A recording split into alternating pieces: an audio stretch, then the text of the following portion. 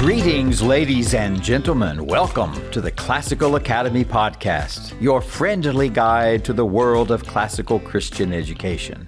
I'm your host, Dr. Mark Phillips. Listen, before we get started, if you're enjoying our podcast, please subscribe, give us a review, share the podcast with friends, with family, with anyone who might want to learn more about classical Christian education.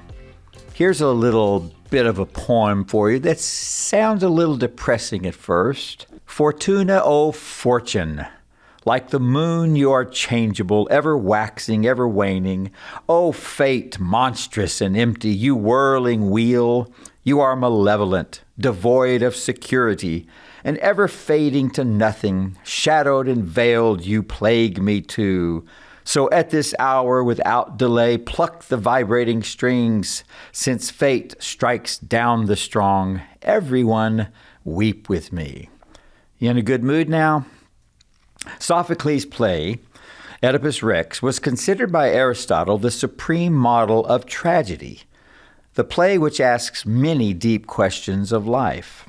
Can a man escape his fate? If not, is he responsible for consequences of his actions? Is a good man rewarded only with sorrow and horror for a tragic mistake? Is wisdom terrible when it brings no profit or even brings destruction?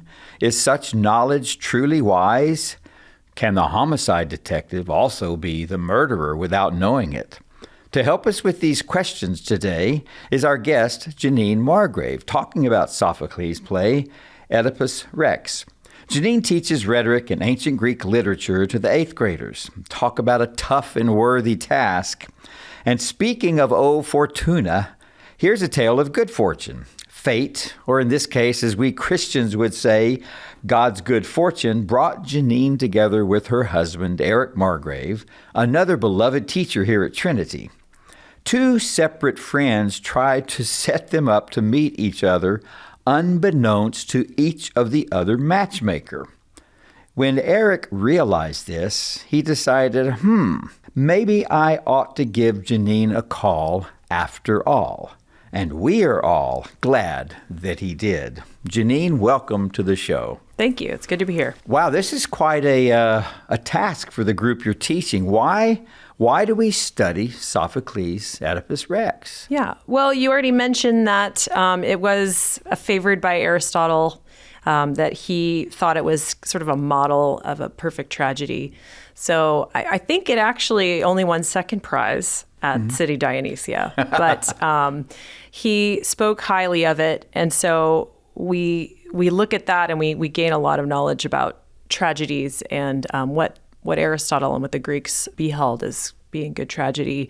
We also get a lot of insight about Greek thought. And as you mentioned earlier, it brings up a lot of great questions about how do we interact with the gods? And is there fate controlling our destinies? Are we responsible for our actions? And I also love the idea of knowing oneself. There's a certain inscription on the oracle at Delphi that the main character goes to see, and it says, know thyself. So I think we all need to know ourselves better. So this play really asks the question, do you really know yourself? Ah, indeed. Well, who was Sophocles? Well, I spoke last time about Antigone, and so I gave some information about him then, but he was the middle of the big three tragedy authors at the time of the 5th century, when the height of Athenian drama was underway, and he was the winningest of the three. He won the most City Dionysia prizes, about 24 prizes in all. So he really set us up with a great amount of tragedy, although only 7 of his writings remain. But we do have those, and we can study those and see what great writing is. Yeah, so all the way back to 5th century BC. Right. And yes, he wrote like over 120 plays, and we have 7. That's a tragedy in and of itself, isn't it? Yes, those library burners. Oh, man. So good. So we know he was obviously one of the favored. You say he won more of those, the prizes they gave out for these tragic plays. What is the context? What's going on here? What do we need to understand about the contextual situation, the culture, the play itself, when studying Oedipus Rex? Yeah, well, I mentioned that this was for the city Dionysia. So this would be a play written by an Athenian for a festival in Athens. So that is a context in and of itself, is just understanding the way that Athenian classical Greeks thought. They were well educated. They were free for the most part. They were democratic. So they were able to produce a lot of great art, and for a brief time. We also see that they were at war many times during their history. There was a war at the time that he produced this play called the Peloponnesian War. Right. And they were really struggling in Athens, and there was a plague going on. It's helpful to know that they also were part of larger Greek culture at the time that celebrated the gods and celebrated oracles, like the oracle at Delphi. And so some of those kinds of things are really helpful to keep in mind. Hence the plague of the king city itself was certainly relevant to the times. They all related as it was embarking upon their own city. Right. So let's set the stage here and give everybody an overview of this marvelous tragedy. So in this play, it starts out, there's a plague in Thebes. Thebes, another kind of contextual thing, is Thebes is a counterpart to Athens. A lot of times they want to put or set their plays in a different city than Athens. And these cities sometimes have worse or more crazy melodrama happening, lots of violence and just corrupt things going on. And it's like us watching police shows, so we feel better about ourselves. Exactly. Yeah. Not in my hometown. So, yeah. So Thebes kind of was this place where these crazy events would happen. This is one of the 3 Theban plays, and this one is probably the best, maybe the best known. But there's a plague happening in Thebes at the beginning. And so Oedipus, of course, he's a hero. He's the king of the city, but he's not a native born. The people invited him into their city and elevated him to kingship because he was a hero. He defeated the monstrous Sphinx. Yes. But he defeated him through his mind. So Oedipus is a mental hero, kind of like Odysseus. And he was able to solve the riddle, defeat the Sphinx, and so the people gloried him and crowned him in thanks. So now it's been a few years, and this plague is taking the lives of many people and animals, and just the land is corrupt. So they ask Oedipus for help, and he's like, I got this. I already sent somebody to the oracle. So we meet him. He's a man of action. He's a man of intelligence, and he's on the case. He likes to solve problems, and he likes to get at the truth. So he's ready to solve this problem and become very much like Sherlock Holmes and figure out the problem. Ah, indeed. And so in solving the problem, things do not get better for him, do they? No. No. So, yeah, as soon as he hears back from the oracle, they learn that there has been a murder. It was the previous king. So he can't understand why they haven't fixed this. The previous king died before he arrived. So he's kind of upset about it, and he says, well, I'm going to take on this case. I'm going to solve it as if this previous king were my own father, and I'm going to solve it and find his murderer. So then we start to have different people come, and he has conversations with each one, and each one reveals new information. And so just like a detective on the case, he's gathering this new information and trying to figure it out. And yet there's some of his own history that gets kind of wound up in this. So the first person to come is a prophet, and the prophet does not want to be there. He's kind of being forced to be there by the king. And through their conversation, the prophet starts to make accusations to King Oedipus, and Oedipus is not having it. He's he's very upset. He starts to question whether this prophet is a real prophet. Doesn't like what he's hearing. Right. Sounds like some of our Old Testament kings. Exactly. So then he's getting suspicious of the prophet and suspicious of his brother-in-law Creon. Like, how could you bring this guy? And what are you trying to take over my throne? And so we start to get a little bit of a suspicious tyrant kind of character out of him at this point. Because these prophecies are indeed threatening the throne. Yes. Very clearly. Yes. Yes. So yes, this prophet is saying, accusatory things towards Oedipus. Yes. Yeah. Yes, Right. indeed.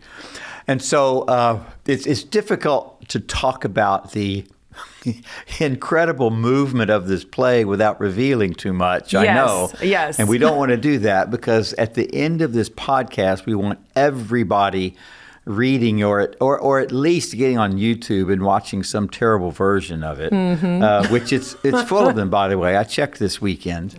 You can get on YouTube and see some interesting versions of this play. We certainly want everyone to find out for themselves what it is we're talking about. Yes. But the big questions that are being asked, I'm wondering how this has an effect upon the students. In other words, talking about a man's fate, can he escape his fate?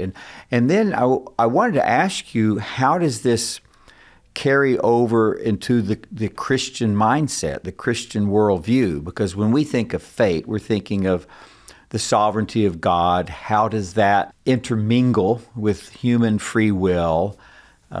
By His grace, our sins are forgiven, but how much consequence do we experience from what has been predestined? And so we have a lot of overlap with Christian doctrine here. How do you see students wrestling with some of these concepts as you're studying Oedipus Rex? Yeah, well, there's so much in it that's really helpful. And one of them is like, are you responsible for your own actions? Or is somehow fate or the stars, or in our case as Christians, is God controlling all of it? And that's a theological question that we don't know the answer to exactly. We wrestle with it. Yes. And I do ask the students to wrestle with that question, and we do discuss it, and it can be really fun to see the different points of view. We definitely kind of settle where I think a lot of Christians have settled over the years, which is it's mysterious, that we are absolutely responsible for our actions. Otherwise, why would the Bible tell us what to do? Yes. And that we are responsible. So it is a great question for them to start wrestling with, and we get to kind of see how different theological views land and different denominations land on this question. Yes, and without giving away too much, I think it's safe to say to our listeners, it doesn't end well for Oedipus or his family. Right. It is, after all, a tragedy. Yes. And with all the elements of tragedy, so it's tragic. Do the students talk about this being unfair? Do they talk about this being, it just doesn't make sense? How can it be that he ends up the way he does? Is it really his fault? Do you spend a lot of time there? And what do they say? Yeah, they land in different places. And I think Sophocles, you can kind of see how masterful he is. One of the things about his tragedy that Aristotle, I think, really enjoyed was that, we have this main character who is, again, relatable. He has hubris. He has this excessive side to himself that he doesn't know himself well. He wants to know things, but there's certain parts of him that he doesn't want to know. So he goes too far to discover the truth in certain ways, and then he doesn't go far enough or tries to escape truth in other ways. So he is very relatable. When we're reading it, we see some of these flaws. We also see some of Oedipus's past actions and current actions, where he will go to a little excess with his temper or with, taking action without really thinking about it. We also know, a murder has been committed, and so justice must be done. And when there's no justice, we see corruption in the land, and everyone's affected. We see that with the plague in the beginning. So the students are aware, yes, justice must happen, And a person must strive to fully know themselves and be humble. And if they can't do it of their own accord, perhaps a lot of tragic events have to happen to bring a person to a place where they can fully recognize their flaws, that they are not the hero they believed. Sure. Going back to that inscription, know thyself, I like to remind my students it means know that you are not a beast, but know that you are not a god. So our feet walk the earth like the beast, but our heads are closer to heaven. We're somewhere between, so we cannot exalt ourselves. Sure. And indeed, sometimes God gets our attention to stare into his face by forcing us to lie on our backs. Exactly. And look up at him. Yes. And this idea of fate, I mean, God already knows who's going to win the World Series this year, but we must play the, 2,430 regular season games, then the wild card, division playoffs, league championships, then the series itself. He knows the outcome, but the game must be played. And I think we see that in this play. Yes. And the students then, does it change how they think? Does it change what they care about? Yeah, I think students will remember this play for sure. It's a very striking play. There's a lot of strong imagery and strong drama that happens in this play. So the hope is that they are affected by it and hopefully are reminded of the importance of humility, of knowing oneself, of not running away from God and his truth, of fully embracing God and his loving, sometimes hurtful way that he brings us to that truth. So yeah, I think students are challenged by those ideas. Yes. And definitely the image can be a symbol for that struggle. Absolutely. That's great. And then one final question. If I'm a parent or a grandparent and I'm listening to this podcast, I'm interested in Oedipus Rex, of course I'm going to read it or at least watch one of those horrible YouTube movies. What questions should they ask to hear from their student? What questions should they ask of them so they get some insight into how this play is shaping them? Yeah. Well, I think that they can ask them, what do you think about the whole fate versus free will question? Do you feel like you have some wiggle room to be a victim in your life? Are you blaming other people, or are you willing to take responsibility for your own flaws, for humbling yourself and really knowing yourself and trying to figure out what are the areas of vice in my life that I need to work on, or incontinence? What do I need to develop to become a more virtuous person? Possibly, what have you learned about yourself lately? What are some new things you've learned about your strengths? Oedipus also has many strengths. He has weaknesses, of course. They're all kind of tied together. But asking students, what have you learned about yourself lately? How are you knowing yourself more, especially in the light of your education and scripture and those kinds of things? That's fabulous. Jennene, it's very encouraging for me to hear that and to know these young people have your tutelage through this play. Thank you for blessing them and blessing their families with this. We appreciate it. My pleasure. Thanks to all of you as well for joining us here on the Classical Academy podcast. It's presented by Trinity Classical Academy right here in Santa Clarita, California. If you want to hear more about the unique education offered at Trinity, give a listen to our school's other podcast. It's called Different by Design, and indeed it is. The producer of this podcast is Shay Ramquist. Cameron Hubbard is our audio engineer. So until next time, let's all continue to grow in wisdom, in virtue, in the love of God.